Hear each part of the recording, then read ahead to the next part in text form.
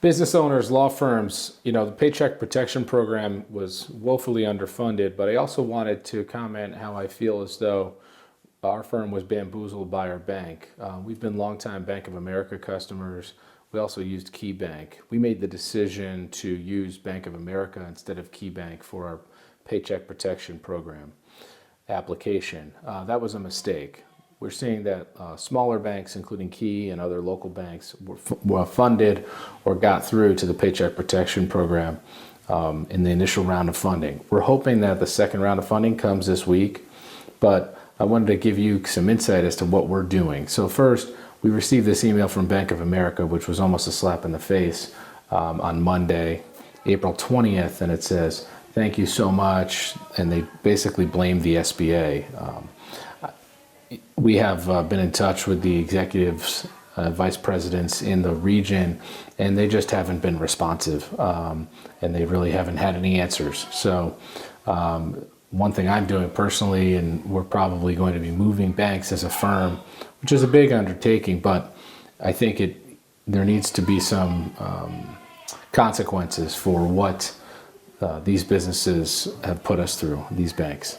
Secondarily, we've also heard great things from PayPal Bank, which is essentially PayPal has become a bank, and other Intuit, QuickBooks. So we've submitted applications to those. I want to give you one thing here. In the second round of funding, I think there's going to be even more applications. So one tip we would give to you is make sure you apply to multiple places where you have some prior relationship. We had several banks to choose from, and we wish that we applied to several places. There is no bar to that. Once you get an SBA loan or application number, then you can't apply with other banks. But in the initial stage, apply to as many banks and financial institutions and online institutions as possible. And so that'd be my one tip. I would get your documents together.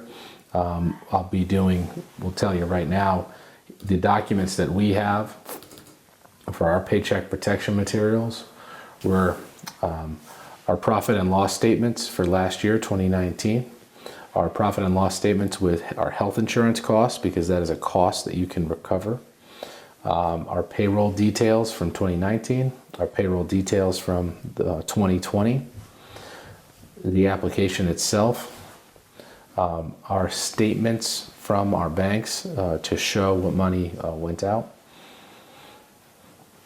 and all of our federal and state tax filings for 2019 through 2020. So make sure you have those. At this point, you should have completed your taxes. I know there was extensions, but file, there's extensions on payments, I believe. So file, get that done, and then extend the payment. Just submitting the taxes doesn't mean that you have to issue payment.